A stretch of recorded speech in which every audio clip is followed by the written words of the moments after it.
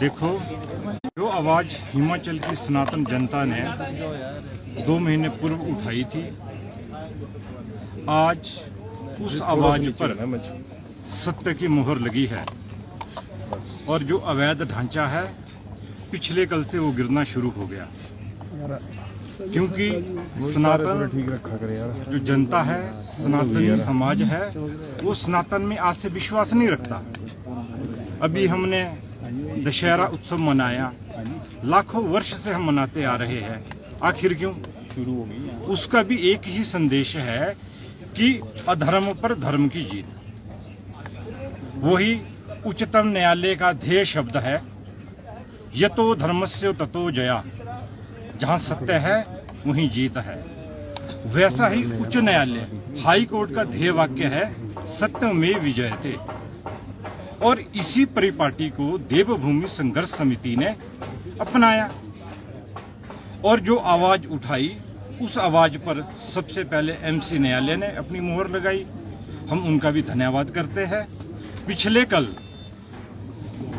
स्थानीय लोगों की ओर से 2 अधिवक्ता श्रीमान जगत जी और पारुल जी, इन्होंने उच्च न्यायालय में इस ही विषय पर अपनी बात रखी और न्यायालय ने भी उनकी बात को स्वीकारा और एमसी कोर्ट को डायरेक्शन दी कि तुम 2010 से 2024 तक क्या कर रहे थे, इसलिए आप इसको 8 हफ्ते के अंदर इसका निपटारा करो। देवभूमि संघर्ष समिति 2 बातों को लेकर समाज के सामने निकली थी। पहला विषय था अवैध अतिक्रमण, जिसका टूटना भी शुरू हो गया है। समिति उस ओर सफलता की ओर आगे बढ़ रही है। दूसरा था जो बाहर से लोग आ रहे हैं, रोहिंग्या, बांग्लादेशी, उनका भी एक प्रशासन एक आंकड़ा जारी करे कि हिमाचल में ये लोग कितने हैं, कितने का पंजीकरण हो गया है। परंतु प्रशासन ने अभी तक इस पर कोई जवाब नहीं दिया। हम तब तक संघर्षरत रहेंगे जब तक इन दोनों विषयों पर प्रशासन और शासन पूर्णता से अपना स्पष्टीकरण नहीं देता। क्योंकि फंड की अवेलेबिलिटी कम बता रही है, मस्जिद कमेटी कह रही कि टाइम 3 से 4 महीने भी लग सकते हैं, ज़्यादा भी लग सकता है। क्या इसको किस तरह से देख रहे हैं? क्या ये बहानेबाजी की जा रही है? देखो, जो भूमि अतिक्रमण है, कोर्ट की प्रोसीडिंग एक विषय को लिंगारोन करने के लिए ये प्रक्रिया है पूरे देश में। विषय इतना है, न्यायालय ने बोला कि आप इसको 2 महीने में हटाइए तो हटाइए, ये न्यायालय का आदेश है। आपके पास साधन नहीं, आप न्यायालय में बताइए।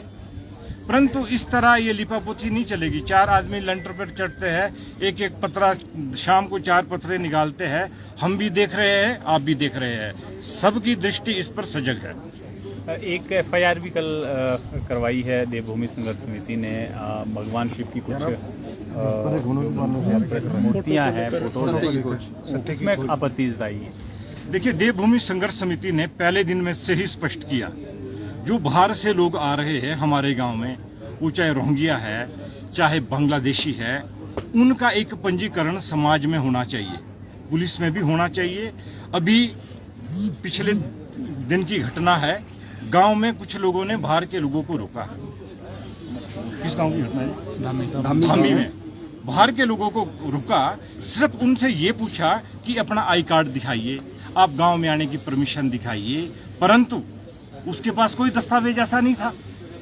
प्रशासन को कहां तो उन स्थानीय लोगों की पीठ पर हाथ रखना चाहिए था, उनका धन्यवाद करना चाहिए था, परंतु SP शिमला, पुलिस शिमला उल्टे ही रास्ते चल रहे हैं आजकल। इन्होंने उन गांव वालों को ही रोक दिया, आपने क्यों पूछा इनसे, और वो पुलिस स्टेशन वो बालूगंज में बुलाए। इस पे ज्यादा अपना विषय पर श्री मदन जी जो सह संयोजक, मानना उचित था, चलिए ठीक है, डॉक्यूमेंट्स मानना एक सही बताया था, पर मानना कहाँ तक उचित आप समझते हैं? देखो, मारा कुछ नहीं है उसमें, उन्होंने सिर्फ वीडियो में दिख रहा है मारते हुए, मुर्गा बनाया। चलो, जो भी कानून सम्मत रहता है, परंतु गांव वालों ने जो पूछा तो उनका राइट भी तो ठीक था। राइट तो ठीक है, पर किसी के साथ मारपीट करना, कानून हाथ में लेना कहाँ तक उचित है? जब कानून हाथ में लेना अच्छी बात नहीं है, परंतु अगर उनसे पूछताछ की है तो ठीक ही है। ठीक मदन मिश्रा। हाँ मदन इधर को आ जाओ इधर जी FIR वाले FIR देखिए, जिस तरह से हिमाचल प्रदेश और पूरे भारत में एक नैरेटिव सेट किया जा रहा है हमारी देवी देवताओं के खिलाफ, और आपने ये भी देखा होगा विशेष वर्ग के लोग, जब एक हमारी नुपुर शर्मा ने कुछ कहा था इनके पैगंबर के लिए, तो इन्होंने कन्हैया लाल के गला काट दिया। परंतु आज मैं उन मुल्लों को, उन मौलानों को पूछना चाहता हूं कि उन्होंने शिवजी भगवान के ऊपर जो टिप्पणी की है, जो एक वीडियो 2017 से लेके चल रही है, वो पेज चल रहा है जिसमें तरह तरह की इन्होंने वीडियो भगवान के ऊपर आपत्तिजनक बनाई है, आज वो मौलाना कहाँ हैं? आज वो जो सर तन से जुदा कहने वाले वो लोग हैं, वो कहाँ है? मैं आपके माध्यम से कहना चाहता हूं कि हिमाचल प्रदेश सरकार, पुलिस प्रशासन को हमने FIR दी है, FIR की है पुलिस प्रशासन ने, शाम को FIR की है। इसके ऊपर जल्द से जल्द यदि पुलिस प्रशासन कार्य नहीं करता है तो इसका खमियाजा सभी लोगों को भुगतना ना पड़े। मैं ऐसी सभी से कामना करता हूं कि हाथ जोड़ के कि अभी जल्द से जल्द इसका स्पष्टीकरण सरकार दे कि ये ऐसे लोग कौन है सोशल मीडिया में इस प्रकार की भ्रांति फैला रहे हैं। मैं रात को उस वीडियो में बहुत सारी चीजें त्रुटियां चेक कर रहा था, तो भारत से ही, आपके यूपी से, पश्चिम बंगाल से भारतीय लोग उसमें सम्मिलित हैं जो ये कहते हैं कि हम सद्भावना फैलाना चाहते हैं। तो मैं आपके माध्यम से कहना चाहूंगा, और ये कारवा अगर थमा नहीं तो तलवारें हमारे पास भी है और तेज है। तो जिस दिन प्रशासन के हाथ खड़े होंगे तो हमारे हाथ में तलवारें पूरी पड़ी हैं, तेज हैं।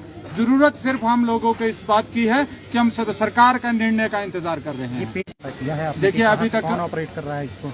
इस पे है तो कोई भारतीय ही, बाहर से उसमें बहुत सारे पाकिस्तान के लोग भी उसमें इन्वॉल्व है, तरह तरह के हर एक कंट्री से मोहम्मदन जो है वो।